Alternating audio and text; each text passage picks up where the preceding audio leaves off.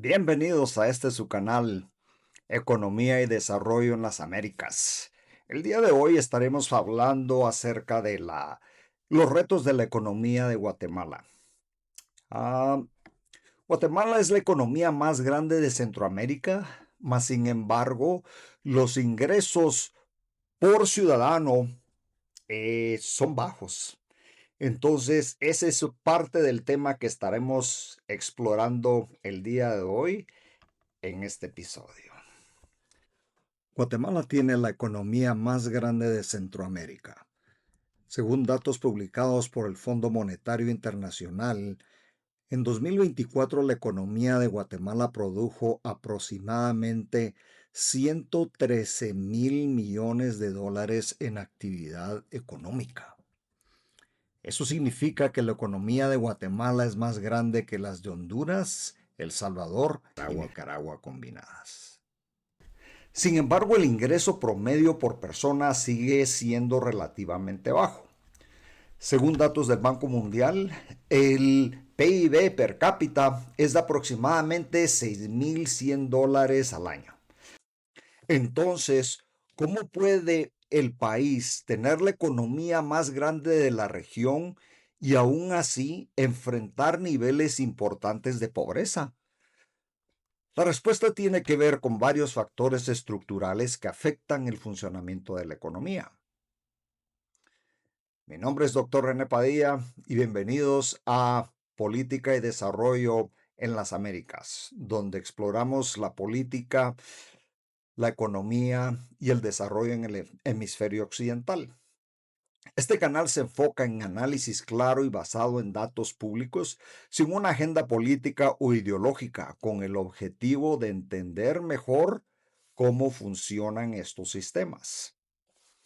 Para entender este tema, vamos a analizar 5 factores claves. Primero, la recaudación fiscal. Segundo, la infraestructura. Tercero, la educación. Cuarto, la economía informal. Y quinto, la inversión. También veremos el papel que juegan las remesas en la economía del país. Las cifras presentadas aquí son estimaciones basadas en datos de instituciones como el Fondo Monetario Internacional, el Banco Mundial, la OCDE y la UNESCO.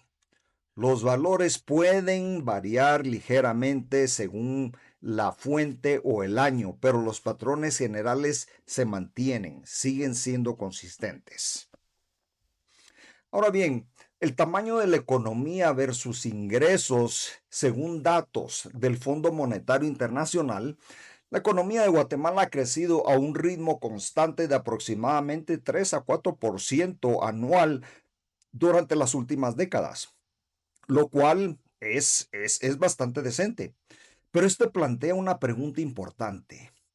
Si la economía está creciendo, ¿por qué para muchas personas el crecimiento sigue siendo limitado? Los economistas suelen hacer una distinción entre crecimiento en tamaño y mejoras en el nivel de vida. Según el Banco Mundial, el PIB per cápita de Guatemala es de aproximadamente $6,100 al año. Esto significa que aunque la economía es grande en términos regionales, el ingreso promedio de muchos ciudadanos sigue siendo relativamente bajo.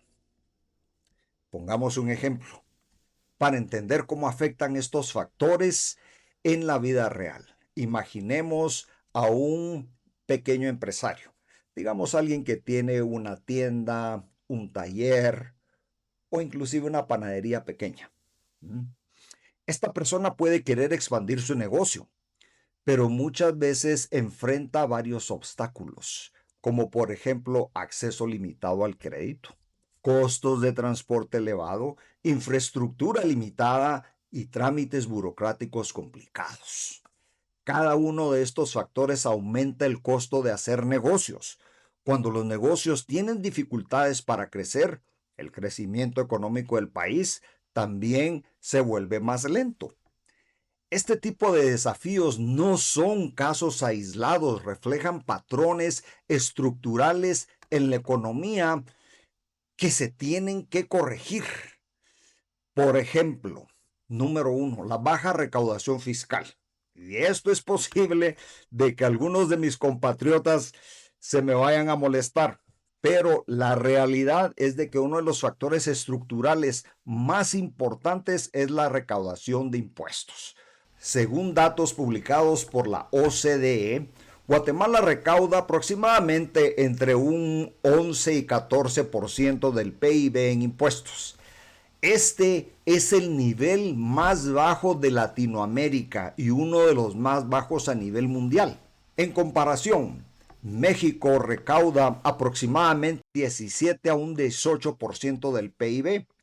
Costa Rica recauda más o menos un 23% y Brasil recauda más del 30% del PIB.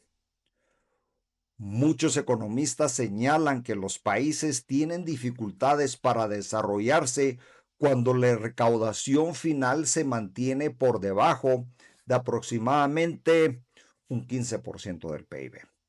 Esto se debe a que los impuestos financian elementos fundamentales del desarrollo, como la infraestructura, la educación, la seguridad pública, sistemas judiciales, servicios de salud. Ahora bien, no se puede hablar de la economía de Guatemala y los problemas que tiene ignorando la corrupción que existe a nivel de gobierno. La corrupción es un problema real y no debe de ignorarse. Pero inclusive si la corrupción desapareciera mañana, Guatemala no tendría los suficientes fondos para poder financiar todos los programas que se necesitan para poder sacar a la economía adelante de la manera que podría ser si estos factores se corrigieran. En otras palabras, incluso antes de analizar cómo se utilizan los recursos, el sistema comienza con menos recursos disponibles. Infraestructura, otro factor clave, ¿verdad? Estamos hablando aquí de carreteras, puertos, electricidad, telecomunicaciones. Según datos del Banco Mundial, Guatemala tiene aproximadamente 0.15 kilómetros de carretera por kilómetro cuadrado. En comparación, en El Salvador tienen aproximadamente 0.30 a 0.35 kilómetros y Costa Rica tiene alrededor de 0.30 kilómetros por kilómetro cuadrado. Esto significa que en relación con su tamaño, Guatemala tiene aproximadamente la mitad de densidad vial que otros países aledaños como El Salvador y Costa Rica. Cuando las redes de transporte son limitadas, las empresas enfrentan costos más altos. Con el tiempo, esto reduce la competitividad y limita el crecimiento económico del país. Otro factor importante es la educación. La educación es fundamental para el desarrollo económico. Los economistas llaman a esto capital humano, es decir, las habilidades y conocimientos de la fuerza laboral. Según datos del Instituto de Estadística de la UNESCO, el promedio de años de escolaridad en Guatemala es de aproximadamente 6 a 7 años. En comparación, El Salvador promedia entre 7 y 8 años y Costa Rica promedia entre 9 y 10 años. Esta diferencia puede parecer pequeña, pero tiene consecuencias importantes. ¿Por qué? Porque los países con mayores niveles educativos tienden a desarrollar industrias más productivas y mejor remuneradas. Es decir, es más fácil venir y reclutar mano de obra calificada debido a los índices de educación que hay en el país. Cuando la educación es limitada, es más difícil avanzar hacia actividades económicas de mayor valor, que son las que mejor pagan. La economía informal es otro aspecto importante. Esto incluye actividades como vendedores ambulantes, negocios familiares, trabajos informales. Según estimaciones de la Organización Internacional del Trabajo, Entre 70 y 80% de los trabajadores en Guatemala participan en la economía informal. En comparación, en El Salvador es de un 65 a un 70% y en Costa Rica es de un 40 a un 45%. Estas actividades generan ingresos para muchas familias y es de aplaudirles porque al final y al cabo ellos necesitan subsistir. Ellos necesitan poder mantener a sus familias y se las van ingeniando de alguna manera para poder hacerlo. Mas, sin embargo, para la economía en general, esto afecta porque limita la capacidad de colectar impuestos del país, porque este tipo de actividades típicamente recaudan, este tipo de actividades pagan pocos impuestos o nada de impuestos. Entonces eso obviamente afecta la recaudación fiscal. Pero los negocios informales también suelen permanecer pequeños y con acceso limitado a crédito e inversión. Como resultado, la productividad suele ser menor. La inversión es clave para el crecimiento. Las empresas invierten en maquinaria, tecnología, nuevas fábricas, infraestructura. Según el Banco Mundial, Guatemala ha atraído históricamente menos inversión extranjera relativamente hablando que otros países de la región. Entonces, menor inversión implica menor crecimiento de productividad y menos creación de empleo. Otro factor también a considerar son las remesas, que es un elemento muy importante para la economía de Guatemala. Las remesas son el dinero que los guatemaltecos en el extranjero envían a sus familias. Según el Banco Mundial, representan aproximadamente un 20% del PIB.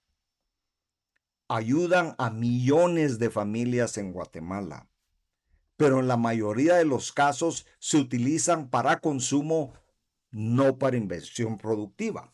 Aparte de que la economía de Guatemala está desarrollando una dependencia sobre las remesas al grado de que ahorita son una quinta parte del PIB del país. Entonces, eso afecta. Eso afecta a la economía del país y su crecimiento a largo plazo. Por eso, no sustituyen los factores estructurales necesarios para el desarrollo económico. En conclusión, los problemas de la economía de Guatemala no tienen una sola respuesta. Es una combinación de limitaciones estructurales. Guatemala tiene ventajas importantes. Es la economía más grande de Centroamérica, tiene una población joven y en crecimiento y tiene vínculos con la economía global. Pero también enfrenta desafíos como ya mencionamos, la baja recaudación fiscal, limitaciones en infraestructura, desafíos educativos y una gran economía informal, aparte de la dependencia sobre las remesas. Entonces, el crecimiento económico no se trata solo del tamaño de la economía, sino que también cómo ese crecimiento se distribuye y se sostiene en el tiempo. Entonces, Guatemala tiene un gran potencial económico, pero entender cómo funcionan estos factores es clave para comprender su futuro. En este canal exploramos la política pública y el desarrollo económico en las Américas. Si te interesa este tema, por favor, si te gustó este episodio, danos un like y suscríbete al canal. Y recuerden que no se trata de creer lo que queremos creer. Se trata de saber lo que necesitamos saber. Acompáñenos la semana próxima a nuestro episodio titulado dos derrocamientos, dos resultados diferentes, las historias de Guatemala y Chile. Los espero.